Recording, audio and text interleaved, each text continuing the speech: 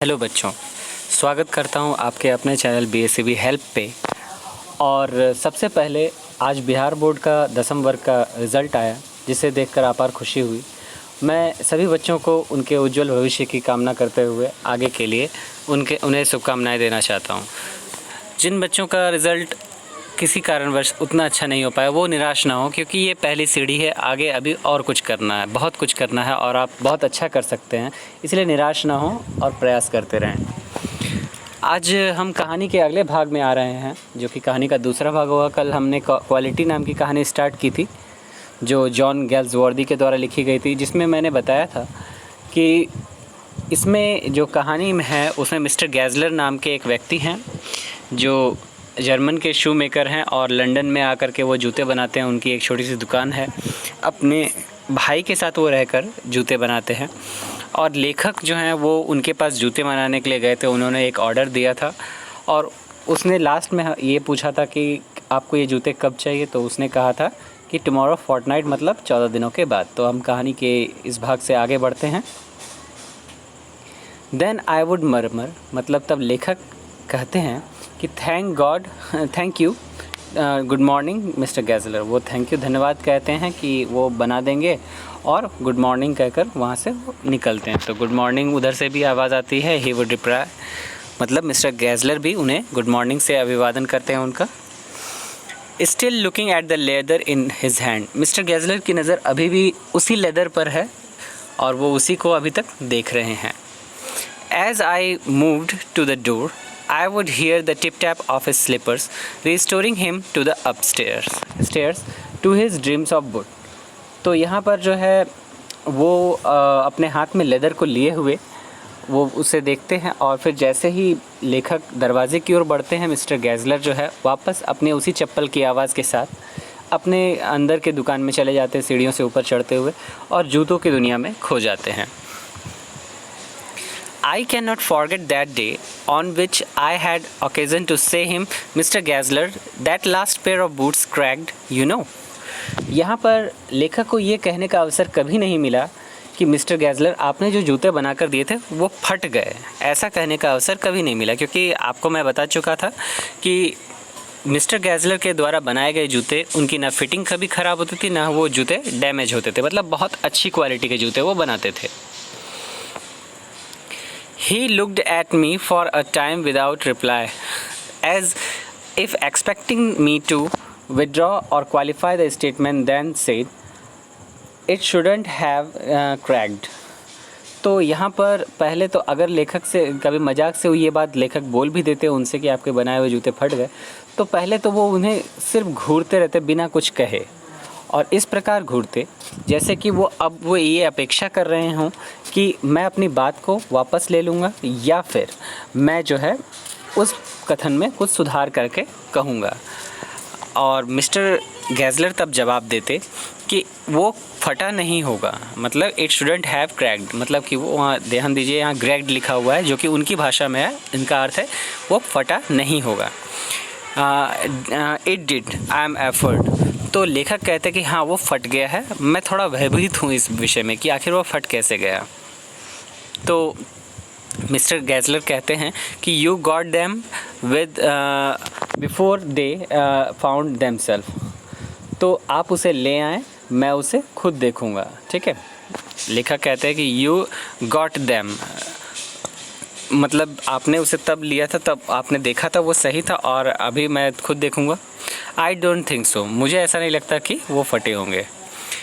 Eight that he lowered his eyes as if hunting for memory of those boots, and I felt sorry I had mentioned this grave thing. तो यहाँ mister गैज़लर जो है अपनी नज़रें झुका करके वो सोचने लगते हैं कि जो जूते उन्होंने दिए थे क्या वो सच में वैसे थे, फटने लायक थे। वो सोचने लगते हैं अपने जूतों के बारे में, क्योंकि उन्होंने उस पर पूरी मेहनत की थी, वो नहीं फट सकते थे। और लेखक जो है वो ये मनोमन सोचते थे कि मैंने ये बात कह करके ये गलत किया। ठीक है। तो अब यहाँ पर कहते हैं सेंड देम बैक। यहाँ सेंड का अर्थ है सेंड देम बैक, मतलब उन जूते को वापस ले आइए आप। He said I will look at them, मैं उन्हें देखूँगा। मिस्टर गैज़लर कहते हैं मैं उन जूतों को खुद देखूँगा। तो सम बूट्स, वो कहते हैं कि कुछ जूते, ही कंटिन्यूडली स्लोली, वो धीरे से इस बात को कहते हैं, आर बैड फ्रॉम बर्थ। यहाँ बर्ड लिखा हुआ है जिसका अर्थ यहाँ बर्थ है, मतलब कि कुछ जूते जन्म से ही, मतलब जब वो बनाए जाते हैं उसी समय से ख़राब होते हैं। If I do nodding with them nothing with them of your bill. तो यहाँ पर कहते हैं कि अगर मैं उन जूतों को ठीक नहीं, नॉडिंग का अर्थ यहाँ नथिंग है, कि अगर मैं उन जूतों को ठीक नहीं कर पाया तो मैं तुम्हारे पैसे वापस कर दूँगा। ठीक है, मतलब मिस्टर गैज़लर अपने जूतों को लेकर इतने कॉन्फिडेंट हैं कि वो फट नहीं सकते, अगर फटे तो मैं पैसे वापस कर दूँगा। आप समझ सकते हैं कि इस काम की ईमानदारी कितनी होगी। Once, only once, I was absent mindedly into his shop in a pair of boots about in an emergency at some large firm. एक बार जल्दबाजी में लेखक जो है बिना सोचे समझे कहीं बाहर से खरीदे हुए जूते जो है किसी दुकान से इमरजेंसी में जो खरीदे बने बनाए जूते उन्होंने ख़रीद लिए थे, वो पहन करके उनके दुकान चले गए, मतलब मिस्टर गैज़लर के दुकान चले गए। जैसे आप कभी जो है किसी अपने पहचाने हुए दुकान से कोई सामान ना लेकर के उसके अगल बगल के दुकान से लेते तो वो दुकान वाला कैसे इरिटेट होकर देखता है। तो यहाँ पर मिस्टर गैज़लर के साथ भी ऐसा ही कुछ था। उनके दुकान से लिए हुए जूते ना पहन करके किसी और दुकान से लिए हुए जूते पहनकर लेखक उनके यहाँ चले गए। He took my order without showing me any leather, and I could feel in his eyes penetrating the inferior covering of my boot. मैं जो है मतलब वहाँ लेखक ने ये कहा कि वो जो है उन्होंने सिर्फ ऑर्डर लिया, उन्होंने एक शब्द भी नहीं कहा और ना ही कोई लेदर दिखाया, और उसके बाद जो है वो लगातार उनकी नज़र उसी जूतों पर थी। ठीक है, और एट लास्ट ही सेड, बाद में वो कहते हैं कि those are not my boots, मतलब कि वो जूते मेरे नहीं थे, मतलब मेरे बनाए हुए जूते नहीं हैं। यहाँ डोज लिखा हुआ है जिसका अर्थ दोज है, दोज आर नॉट नहीं, नॉट होगा, मतलब ये मेरे बनाए हुए जूते नहीं हैं। The tone was not one of anger nor of sorrow, not even of contempt, but there was in it something quite that frozen the blood. उनके आवाज़ में न क्रोध था, न दुख था, ना ही कोई किसी बात का पछतावा था, लेकिन उस बात में एक ऐसी गहराई थी जिससे लेखक को लगा कि उनका रक्त स्थिर हो गया हो, जम गया हो। He put his hand down and pressed a finger on the place where the left boot endeavoring to be fashionable. It was not quite comfortable. तो उन्होंने अपनी एक उंगली उठाई और उंगली उठाकर जूते की उस जगह पर छुआ, क्योंकि जूते बनाने वाले को एक्सपीरियंस होता है कहाँ वो ठीक है कहाँ गड़बड़ है। तो उन्होंने उस जगह पर छुआ और कहा जहाँ पर वो दिखता था कि वो फैशनेबल है, लेकिन वहाँ से वो फट गया था, लीक कर रहा था। तो वो बताया कि यहाँ पर ये कंफर्टेबल नहीं होगा। इट हर्ट्स यू देयर, तो यहाँ पर इस सेंटेंस का अर्थ है इट हर्ट्स यू देयर, मतलब वहाँ पर तुम्हें तकलीफ़ होती होगी इस जूतों को पहनने में, ये काटते होंगे तुम्हें, मतलब चुभते होंगे। He said those big firms have no self respect, यहाँ पर डोज नहीं दोज है, दोज बिग वर्म्स नहीं फर्म्स है, मतलब कि वो बड़े उद्योग जो हैं उनका कोई आत्मसम्मान नहीं है, वो जैसे तैसे चीज़ों को बनाकर बेचते हैं। And added, as if something had given way within him, ऐसा उन्होंने वहाँ पर कुछ बात कहा जो कि लग रहा था कि उनके जीवन की किसी समस्या के बारे में वो बात कर रहे हो। He spoke long and bitterly, वो बातें करते गए, बोलते गए, और उनकी बात में कहीं ना कहीं सच्चाई थी, कड़वाहट थी। It was the only time I ever heard him discuss the conditions and hardship of his trade. और ये पहली बार ऐसा हुआ था जब लेखक ने उनको अपने उस काम के विषय में इतना बात करते हुए सुना, उनकी परिस्थितियों को समझा और उनके इस रोज़गार के जो कठिन परिस्थिति थी उसको जाना। डे गेट इट ऑल, यहाँ पर डे नहीं दे है, मतलब कि उन्होंने सब कुछ छीन लिया। मतलब ये बात मिस्टर गैज़लर जो है उन बड़े उद्योगों के बारे में कह रहे हैं जो आज के समय में उन छोटे दुकानदारों को मार रहे हैं। मतलब कि लोग जो है बड़े दुकान में जाते हैं, सिर्फ चीज़ें देखकर पसंद करके उसे ले लेते हैं, ना कि उनकी क्वालिटी देखते हैं, ना उनकी फ़िटिंग देखते हैं, सिर्फ उन्हें ऐसे ही ख़रीद लेते हैं। तो ये कहते हैं मिस्टर गैज़लर कि दे गेट इट ऑल, उन्होंने सब कुछ हमसे छीन लिया है। He said they get it by advertisement, उन्होंने सब कुछ जो है प्रचार के ज़रिए हमसे छीन लिया। मतलब वो लोगों को दिखाते कुछ है, देते कुछ हैं, प्रचार करते हैं अपने सामानों का, और लोग प्रचार पर आकर्षित होकर उनकी सामान खरीदते हैं। नॉट बाय वर्क, मतलब उनके काम उतने अच्छे नहीं हैं जितना उनका प्रचार अच्छा है। They take it away from us, वो हमसे ये सब चीज़ को छीन रहे हैं। हु लव आवर बूट्स, जो हमारे जूतों को पसंद करते थे वो सब आज उनकी तरफ अट्रैक्ट है। इट गोम्स टू डिसबेसली आई हाफ नो वर्क, तो ये है कि ये ऐसा लगता है कि मेरे पास अब यहाँ पर कोई काम नहीं है, मतलब उनके ही कारण, उन लोगों के इस काम के कारण आज मेरे पास कोई काम नहीं है, आज लोग यहाँ जूते खरीदने नहीं आते। Every years it get less, हर साल दर साल जूतों की संख्या कम होती जा रही है, मतलब लोग मेरे पास कम जूते बनवाने आ रहे हैं। यू विल सी, तुम देख सकते हो। And looking at his line face I saw things I had never notice before, और उनके चेहरे पर जो रेखाएं थी उन रेखाओं को देखकर ऐसा लगा, ऐसी चीज़ें मैंने अनुभव की जो मैंने पहले कभी नहीं की थी। Bitter things and bitter struggle, उसके पीछे कड़वी सच्चाई थी और जो स्ट्रगल था, संघर्ष था उनके जीवन का, वो नज़र आ रहा था। And what a lot of grey hairs they seem suddenly in the red bread, और उनके जो पके हुए बाल थे, उनकी जो लाल दाढ़ी थी, इन सब में उनकी सारी समस्याओं को देखा जा सकता था। As best I could, I explained the circumstances of those ill-ornamented boots. तो यहाँ पर जो है, जो भी लेखक उस समय बता सकते, जो भी बयां कर सकते थे, वो उन्होंने उस जूतों के बारे में किया। But his face and voice made so deep an impression that during the next few minutes I ordered many pairs. लेकिन उनके उस एक्सप्रेशन को देखकर, उनके उस चेहरे को देखकर लेखक से उस समय रहा नहीं गया, उन्होंने कई जूतों के जोड़े ऑर्डर दे डाले।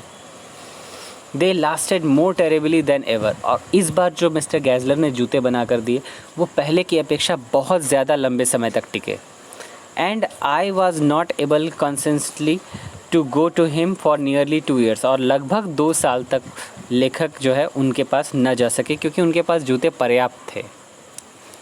When at last I went, I was surprised to find that outside one of the 2 little windows of his shop another name was painted. जब लेखक काफ़ी समय के बाद उनके पास दुकान पर पहुँचे तो उन्होंने देखा कि उनके दुकान पर जो 2 खिड़कियाँ थी उनमें से एक खिड़की पर किसी और दुकान का नाम छपा हुआ था, also that of A boot maker, और वो भी किसी और जूते बनाने वाले का ही नाम था। मतलब उनकी प्रतिस्पर्धा बढ़ गई थी, अब उन्हीं के दुकान का जो है 2 हिस्सा हो चुका था और वहाँ एक और जूते की ही दुकान खुल गई थी। And it was longer than usual, और वो पहले से ज़्यादा बड़ा दुकान बना लिया गया था। To before a face peer down and the tip tap of slipper begin, और वहाँ पर भी एक वैसा ही व्यक्ति था जिनका कि चेहरा वैसा ही दिखता था और चप्पल की वैसी ही आवाज़ थी। At last he stood before me and gazing through those rusty iron spectacles, और वो मेरे पास आकर के जो है खड़े हो गए और उनके चश्मों में जंग लग चुका था, ऐसा लग रहा था। And said, Mr. isn't it mister Gessler, तो लेखक कहते हैं कि महाशय, तो आप कौन, मिस्टर गैज़लर ही है ना। आई स्टमर्ड, लेखक को देखकर बहुत आश्चर्य हुआ उनको देख करके कि ये मिस्टर गैज़लर का कैसा हाल हो गया है। But your boots are really good you know, तो वो कहते हैं आपके बनाए हुए जूते बहुत ही बेहतरीन थे। So these are quite decent still, ये अभी तक ये जूते बहुत बढ़िया कर रहे हैं। And I stretched out to him my foot, और इन्होंने अपने पैर को आगे बढ़ाते हुए उन्हें दिखाया। ही लुक्ड एट इट, उन्होंने देखा और कहते हैं yes he said people do not want good boots it seems, और लगता है कि लोग अच्छे जूते आजकल पसंद नहीं करते हैं। मतलब उनकी बातों में पूरी तरह से कड़वाहट आ चुकी थी। जो वो कहते थे, उन्होंने जो आज के उद्योग थे उनके बारे में ये कहा कि लोग आज के समय में अच्छे जूते नहीं चाहते, लोग जो है बने बनाए जूते चाहते हैं। It get away from his reproaches eyes and voice I hastily remark what have you done to your shop, तो यहाँ पर जैसे ही वो उनकी नज़रें इन पर पड़ी और लेखक ने भी जो है पलटकर उनसे कह दिया कि आपने अपनी दुकान का क्या हाल कर डाला है, ये तो पहले आपका दुकान था, अब ये किसी और का लग रहा है यहाँ पर। तो बच्चों, इस कहानी में हम इस भाग में यहाँ तक देखते हैं। आगे के भाग में हम देखेंगे कि मिस्टर गैज़लर के दुकान का क्या हुआ, उनकी स्थिति का क्या हुआ और वो कैसे सर्वाइव करते हैं इस स्थिति में। देखिए बच्चों, इस कहानी में बेसिकली यही बात होती है कि कैसे एक व्यक्ति वो कठिन परिश्रम करता है और परिश्रम के माध्यम से वो लोगों तक अपने सामान को पहुंचाना चाहता है, वो भी अच्छे गुण में, अच्छी गुणवत्ता के साथ। लेकिन लोग जिनके पास आज सब्र नहीं है, जिनके पास जो है पेशेंस नहीं है, वो धैर्य नहीं रखना चाहते, वो रेडीमेड चीज़ें खरीदते हैं और रेडीमेड चीज़ों का जो है उतना वैल्यू नहीं हो पाता, उतनी वो क्वालिटी अच्छी नहीं हो पाती। तो इस कारण से लोग भी परेशान होते हैं, पैसे वो लगाते हैं लेकिन सब्र नहीं करना चाहते, इस कारण से उन्हें सब कुछ झेलना पड़ता है। तो कहानी के अगले भाग में कल फिर मिलेंगे और कहानी को हम जानेंगे अच्छे डिटेल से। तब तक के लिए आप अपना ध्यान रखें और पढ़ाई में मन लगाते रहें। जैसे आज बिहार बोर्ड का रिज़ल्ट बहुत अच्छा किया है बच्चों ने, तो आपसे भी ये आपको मैं शुभकामना देता हूँ कि आप भी अपनी पढ़ाई को और अच्छे से जारी रखें और इस कोरोना संकट से बचते हुए आप अपनी तैयारी को जारी रखें ताकि अगले वर्ष आपका भी परिणाम इससे बेहतर हो सके। धन्यवाद।